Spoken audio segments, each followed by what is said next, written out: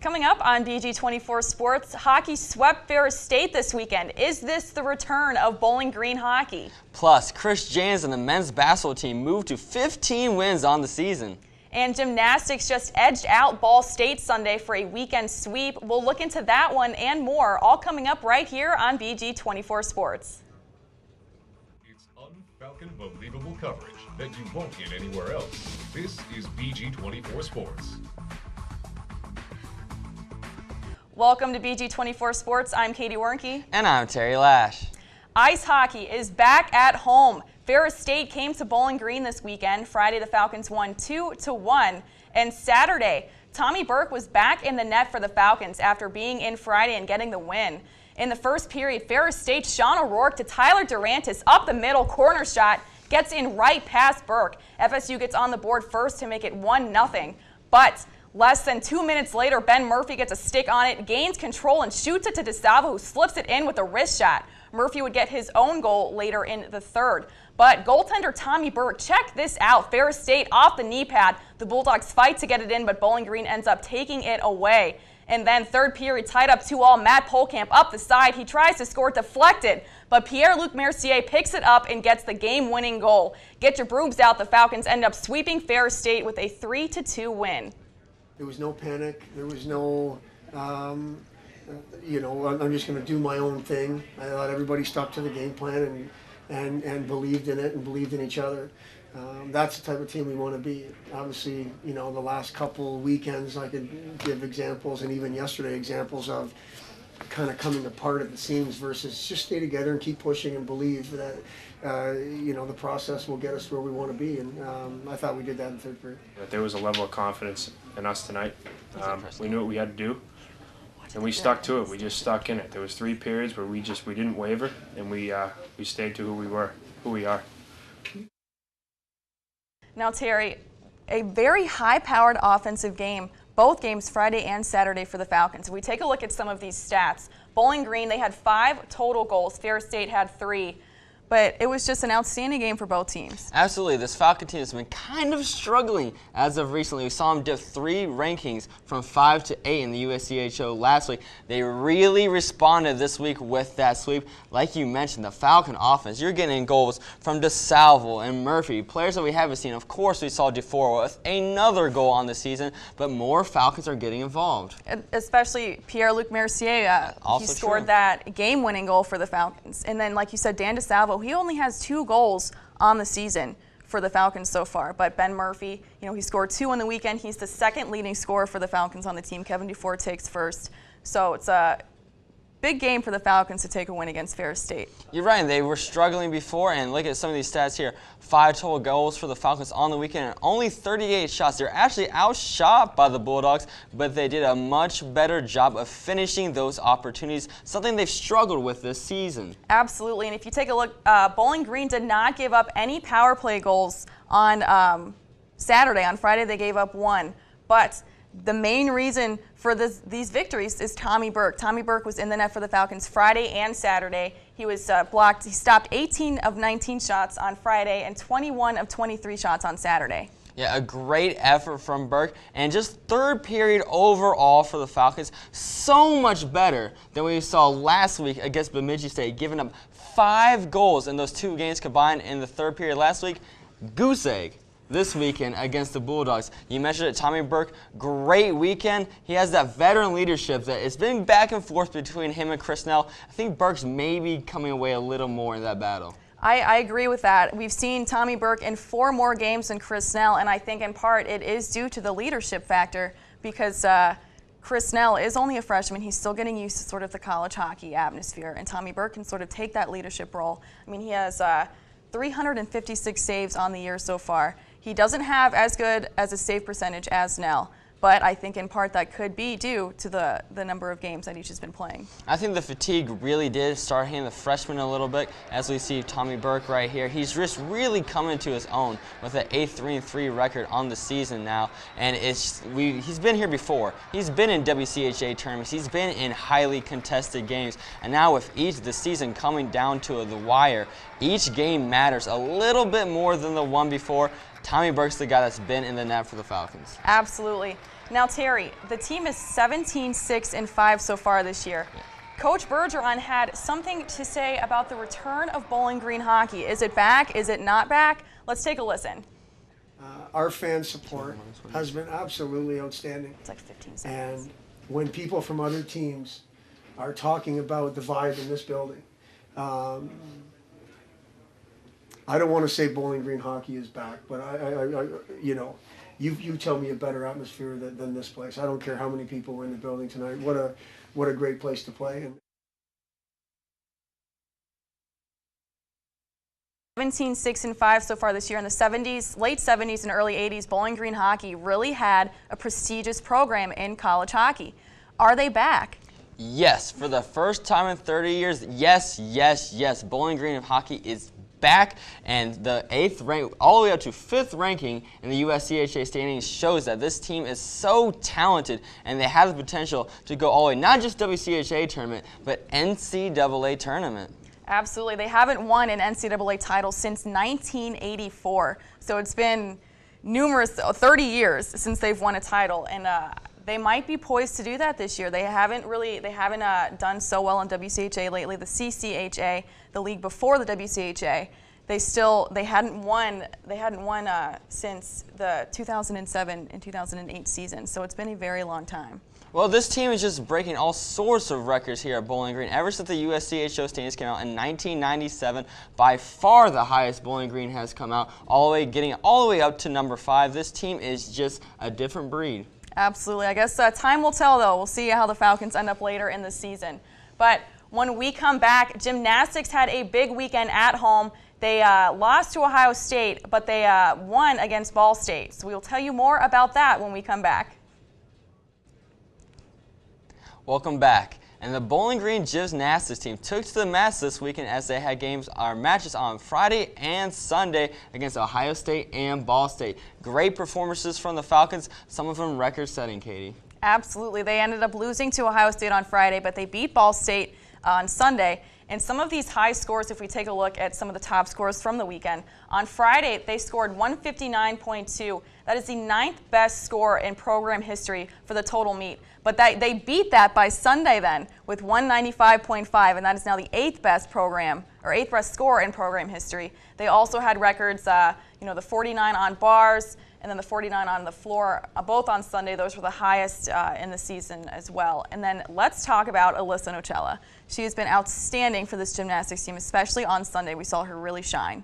You're right. She won the floors competition herself. Alyssa Nocella really led the team to that victory, 9.925 on the floor. That is a career high, 5th highest in the program's history. She did an absolutely outstanding job, as you see her right here.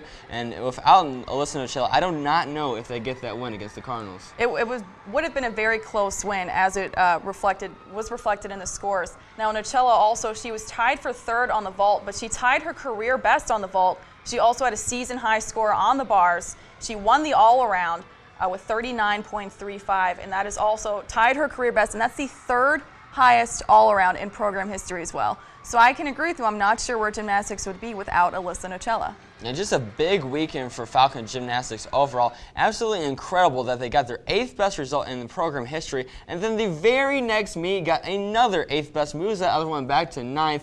Great back-to-back performances, 2 great performances in 3 days for the Falcons. Absolutely, and the score against Ohio State, they only ended up losing by 0.45 points against Ohio State, so an extremely close meet on that one. And then Sunday was another close meet against Ball State. So I think this Falcon team is really coming into their own. They've had two international players join the team this year, and Jordan Ray from New Zealand, and then Lisa Mitchell from England.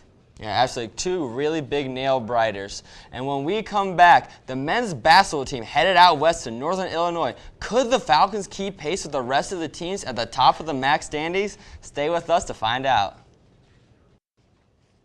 Welcome back. Men's basketball had a big weekend at Northern Illinois. They ended up winning that one. And Terry, Huge games by Javon Clark and Rashawn Holmes. Absolutely. Javon Clark and Rashawn Holmes coming from different spectrums. Javon Clark off the bench with 18 points, 2 boards, and 4 assists, really giving the Falcons that off-the-bench presence that they needed. And Rashawn Holmes, of course, the team's leading scorer, coming into the game with 14 points per contest. This one gets 18, 8 boards, just 2 shy of that double-double, and 4 big blocks, sending the Husky shots back. It was a close contest. Without those 2 key performers, I don't think the Falcons get away with that victory, Katie. I'm not sure, but we also saw Spencer Parker, though, come out of the woodwork. He had 16 points off the bench, so another player for this Falcons team. And we mentioned when they played Toledo that they really didn't have 2 go-to guys like Toledo did for, scoring points. And I think we might have found them this weekend.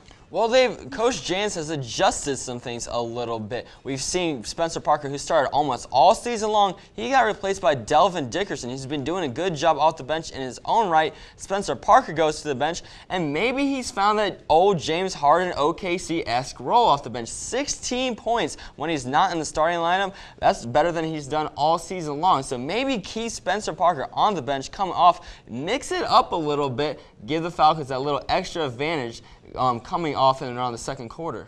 That could be it. I think. Do you think the Falcons, though, have found? I mean, we know that Rashawn Holmes is that main scorer for the Falcons. As you said, he leads the team. But can they really have? Do they have a guy that they can rely on to get those? To be up there with Holmes? It's hard to say, Katie. I think it's a really tough decision to make. If there is one basket, then you're down by 2 points out of the game. Coach Jans is drawing up a play on his clipboard on the sideline. I don't know if you have that one guy you want shooting the ball. Last time they were in that position, it was Rashawn Holmes, but there still hasn't been that key scorer yet. We'll see what happens when those situations come out at the end of the season, because we know they're going to come up. Absolutely. If we actually take a look at Chris Jans, he's done an outstanding job turning this team around so far. Absolutely. He's been fantastic. He's gotten more wins this season than Coach Orr had all of last year. Already, Katie, he's been great. Absolutely, and he spent all that time at Wichita State, so he really knows how to build up a team and how to make them, one of the more prestigious teams in their own conference, in the MAC, maybe even in the nation later on. Absolutely.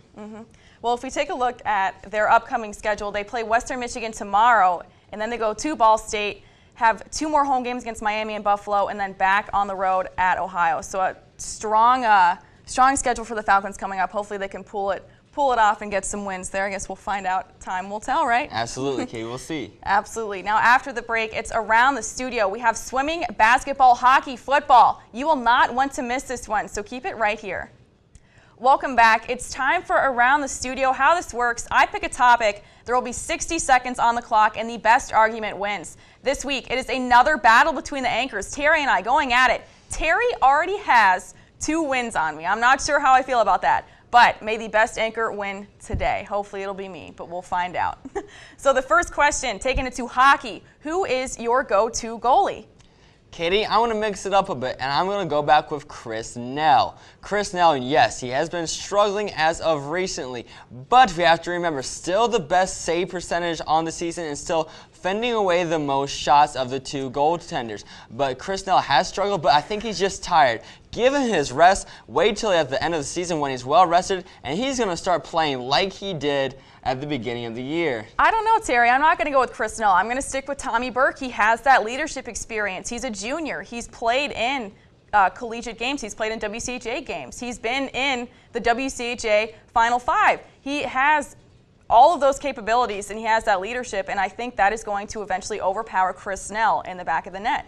I'm going to disagree, Katie, because you're right. Tommy Burke has been there before, but he hasn't taken the Falcons past the point of no return. Chris Nell, we don't know what he's going to do in postseason play. He's only a true freshman. Let's throw him in there. Let's see what that fantastic freshman could do in those clutch situations. I think you got to go with the leadership, though, Terry. If you want to win these games and you're under that type of pressure, you got to go with the guy who's been there before, and that guy is not Chris Nell. That's Tommy Burke. We saw him against Ferris State, 2 games that they really needed to win, and Tommy Burke was there for him. I don't know if Chris Nell would have been. Let's see what the studio has to say. I don't know who's going to. Oh, it looks like I got the point. Oh, look at that, Terry. You know what? I'm on a roll now. Keeping it with hockey since I'm on that roll. Where will where will they end up? Or actually, we're going to take it to swimming now, actually. I lied. We're going to take it to swimming. Where will swim and dive end up in the MAC championships? Second, Katie. They're going to come second in the MAC championships. What is the one team that has beaten them this season? The University at Buffalo. It was a very, very close meet, but the Bulls still came out on top. That's why you have to go with them over the Falcons. It's going to be a close race between those two in the pool, but if I'm going with one team, you go out with the team that got the victory, you're going with the Bulls. You know how much they won by, though, Terry? They won by 8 points. That was the closest meet for Bowling Green this season. They barely lost to Buffalo. If you get the swimmers who have been to MACs before, you have Victoria Griffin, who was first in the 50 freestyle. She has dominated so many other events this season. You got to go with the leadership again. It's all about the leadership. Yeah, Buffalo did end up losing, or they did end up winning against Bowling Green. I'm trying to switch it around there. That did end up beating Bowling Green, but Bowling Green has had such a consistent season this year. It's the best they've done in years, and I think they're poised to win it all this year. Bulls won before, Bulls will win again. I don't think so. Oh, I don't think Crew agrees with you either. I think they're on my side again, Terry. This is a mutiny. I don't think so. All right, moving on to football. How big of an impact will the new signing class have for football? It will have a huge impact, Katie, and here's the biggest reason why. It's not just the players that Coach Babers brought in for his new offense, it is the transfers. It is a gold mine of transfer players. A 4-star safety from Notre Dame. We got to remember Robbie Rose, who was a 5-star wide receiver from Baylor, who is going to be eligible to play next year. Also, defensive end from Tennessee. We have all of these historic programs that we are getting their players from. I cannot wait to see what these presents are wrapped like next year. The presents. Okay, they are presents. I'm going to agree with you that they will have a very big impact on this program, but I don't think it's the recruits. I think it is going to be the freshmen, because Dino Babers can sort of mold them into how he wants them to play. He has this fresh team now that he can sort of mold into his being or his liking. We saw with Dave Clausen, he had the team before Dino Babers, so a lot of the seniors, juniors, they were under Clausen, but now Dino Babers is starting his own recruiting class, and he can now morph them into the team that he wants. I'm going to stop you right there because you already see that red mark in the bottom right. There it is in the bottom right-hand corner. Thank you, guys. Okay. You got that 1 point, Terry. So moving on to some basketball now. Is men's basketball taking over the women's limelight? Yes, they are, but not for the reason that you might suspect. It's not just because the Falcons have been good this year. They have, no doubt, but it's because the women's team is historically bad right now. Bowling Green State University, don't get it twisted, is a women's basketball campus. One of the best women's teams, not only in the state, but historically one of the best small schools in the country. Should have made the NCAA tournament last year as an at-large bid. We're robbed of that chance. It's just such a culture shock for the women's team to not be good for this campus to handle right now. See, I'm gonna agree with you that they did lose the limelight, women's did, but it is because of how good the men's team is, and that all goes back to coaching. It goes back to Chris Jans. Would they be in this position if Lewis Orr was here right now? I don't think so. It goes back to Chris Jans. He's the reason why this team is doing so good and why they have taken that limelight away from the women. That's right. Coach Jans has done a great job, but I think it's more with the faults of the women's team than is the success of the men's. I'm going to disagree. We'll agree to disagree, but it looks like I win, Terry. That is 3 points for me. I'm sorry, maybe next time. But I guess I'll take my victory speech now since Terry's going to look away. I think it's an honor to finally win around the studio. I always facilitate it, but now I win. And I'm going to give a shout out to the New England Patriots for winning the Super Bowl. It's been a while, a week has passed, but in my heart it was just yesterday. So it's definitely, so you guys, Terry back on there. Definitely big shout out to my main men, Julian Edelman, Tom Brady, Gronk. You did good. I'm sorry for all of you at home who had to witness that disaster of a victory speech. You know what, Terry? Next time win, and then you can have it.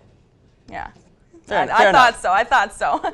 Now, when we come back, Terry and I have our winning picks for the upcoming hockey weekend. Stay with us. Welcome back. A big weekend coming up for men's hockey. They take it to Ferris State now. They just swept Ferris State, but now they go to Ferris State. What is your pick for this weekend?